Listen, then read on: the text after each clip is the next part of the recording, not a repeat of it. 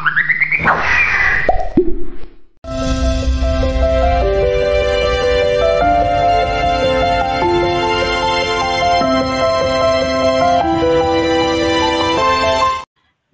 pagi, jumpa lagi dengan saya Ike Mayang Arum, calon guru penggerak Angkatan 8 Kabupaten Majalengka, Jawa Barat. Saya bertugas di SMK Rise Majalengka sebagai guru farmasi. Dalam video kali ini, saya akan memaparkan hasil diskusi ruang kolaborasi modul 3.2 mengenai pemimpin dalam pengelolaan sumber daya. Selamat menyaksikan. Dalam ruang kolaborasi kali ini, saya tergabung dalam kelompok 3 untuk wilayah Majalengka Kota atau wilayah Kecamatan Majalengka, di mana anggota kelompok 3 adalah saya sendiri, Ike Mayang Arum dari SMK Rise Majalengka, kemudian ada Ibu Siska Kumala Hatrianti dari SMA N1 Kadipaten, dan Teddy Prayoga dari SDN Babakan 2 Kertajati. Berikut ini adalah tugas yang ada di LMS, di mana kami masing-masing kelompok menganalisis sumber daya yang ada di kecamatan atau di wilayah tempat tinggal masing-masing, di mana kami kemudian akan menentukan pemanfaatannya untuk sekolah yang berada di wilayah tersebut. Berikut ini adalah modal atau aset di wilayah Kecamatan Majalengka. Yang pertama, modal manusia. Kedua, modal sosial. Ketiga, modal fisik. Keempat, modal politik. Kelima, modal agama atau budaya. Keenam, modal lingkungan atau alam. Dan yang terakhir adalah modal finansial. Mari kita telaah satu persatu. Modal manusia. Kecamatan Majalengka memiliki generasi berkualitas dan berpotensi yang tersebar di beberapa sekolah favorit se-Kabupaten Majalengka. Contohnya SDN Majalengka Wetan 7, SMPN 3 Majalengka, dan SMA Negeri 1 Majalengka, SD IT Insan Kamil, TK Alukman, Universitas YPIB, dan Universitas Majalengka. Kemudian adanya seseorang yang berprestasi dalam bidang olahraga yaitu sepak bola yang menjadi kiper timnas U20 yaitu Dava Fasya. Modal sosial. Adanya Dinas Pendidikan Kabupaten Majalengka, adanya PGRI Kabupaten Majalengka, adanya Puskesmas Majalengka, adanya RSUD Majalengka, adanya kantor PMI, adanya kantor BPBD, dan adanya Jogja Grand dan Ria Majalengka. Modal politik. Adanya Dinas Kesbangpol, adanya Kodim, Polsek Kecamatan Majalengka, Koramil Kecamatan Majalengka, dan adanya kantor Kuarcap Majalengka. Modal agama dan budaya. Adanya kantor Depa Kabupaten Majalengka, adanya Sanggar Panghegar, adanya Majelis Taklim tingkat Kecamatan Majalengka, adanya Cagar Alam Patilasan Nyirambut Kasih, adanya berbagai macam tempat ibadah, yaitu masjid terbesar se-Kabupaten Majalengka, gereja, wihara, dan sekolah penyebaran Injil terbesar se-Asia Tenggara atau SEAPIN.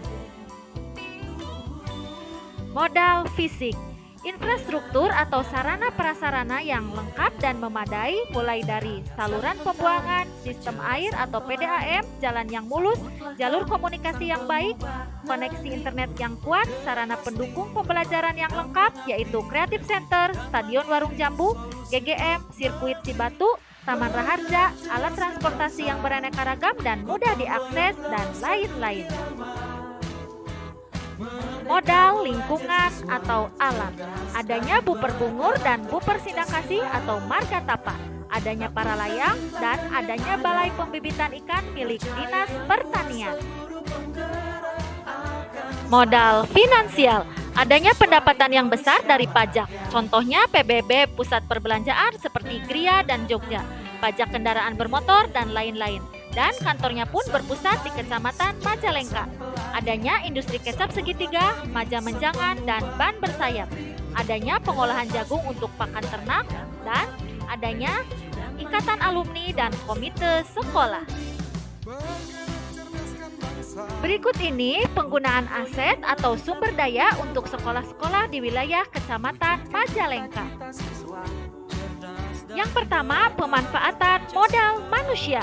Dengan adanya sekolah-sekolah favorit di wilayah kami yang di dalamnya terdapat guru-guru dan dosen-dosen berkualitas dan berprestasi, maka akan melahirkan bibit-bibit generasi muda yang unggul dan berprestasi dan memudahkan murid untuk mencapai impiannya.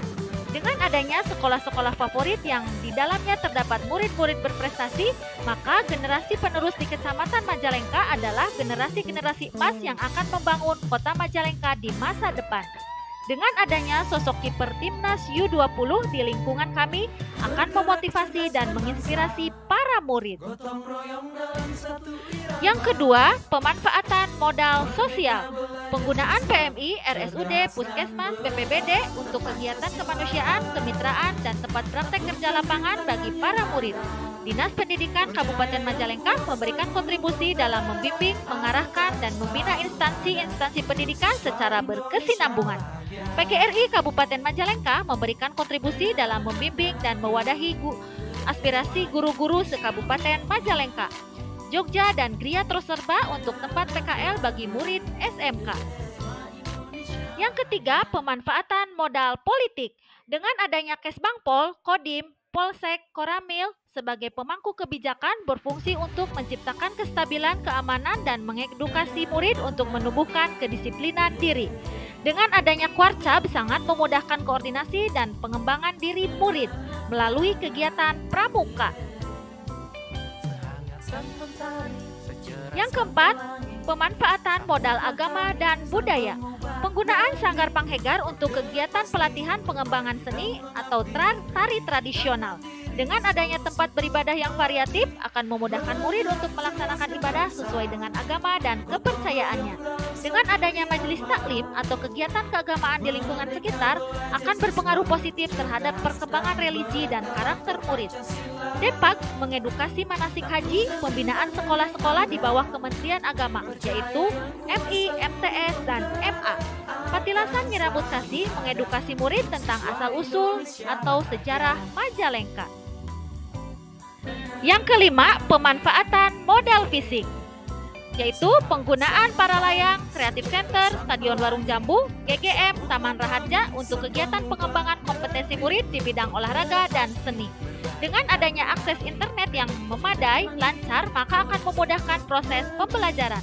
Akses jalan yang baik dan mulus akan memudahkan murid menuju sekolah. Sarana transportasi yang lengkap dan mudah diakses akan memudahkan siswa menuju sekolah. Yang keenam, pemanfaatan modal lingkungan atau alam. Penggunaan buper bungur dan buper sindang kasih untuk kegiatan ekstrakurikuler seperti pramuka, PKS, dan PMR. Penggunaan para layang untuk kegiatan pengembangan kompetensi murid di bidang olahraga. Balai Pembibitan Ikan memberikan kontribusi dalam mengedukasi murid-murid dalam pembibitan dan budidaya ikan, biasanya bagi murid-murid TK dan SD. Yang terakhir adalah pemanfaatan modal finansial. Dengan adanya pendapatan dari pajak yang besar, berpengaruh atau membantu terhadap infrastruktur dan biaya operasional sekolah. Pengetahuan bagi murid tentang pengolahan kecap dan bagaimana cara menjalankan usaha. Pengetahuan bagi murid tentang bagaimana penanaman jagung didasarkan pada pemanfaatan kembali lahan ex-Bengkok yang kurang produktif menjadi pakan ternak.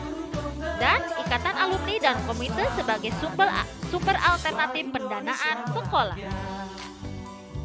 Sekian aset-aset atau modal atau sumber daya yang ada di Kecamatan Majalengka yang telah dikembangkan atau dikelola dengan baik. Namun ada beberapa aset yang belum dikelola dengan baik. Berikut ini adalah aset yang belum dikembangkan. Terdapat lahan kosong bekas pasar yang tidak digunakan. Sebelumnya pernah akan dijadikan mal atau pujasera namun tidak jadi. Harapannya lahan tersebut dapat difungsikan sebagai hutan kota, sarana olahraga untuk sekolah di sekitarnya dan masyarakat umum. Selain itu, ada objek wisata Gunung Karang dan Patilasan Nyirambut Kasih yang sudah dibangun tapi tidak dikembangkan akhirnya terbengkalai. Harapannya pemerintah daerah memberikan kontribusi dana untuk mengembangkan sehingga bisa dijadikan tempat wisata untuk meningkatkan pendapatan daerah dan dijadikan tempat pembelajaran khususnya murid-murid SMK jurusan pariwisata. Sekian pemaparan hasil diskusi dari kelompok 3 atau kelompok yang berada di wilayah Majalengka Kota atau wilayah Kecamatan Majalengka dalam ruang kolaborasi 3.2 mengenai pemimpin dalam pengelolaan sumber daya. Saya ucapkan terima kasih, semoga menginspirasi dan bermanfaat bagi banyak orang. Tetap hiasilah diri dengan senyuman dan hati yang cantik. Saya Ike Mayang Arum pamit undur diri.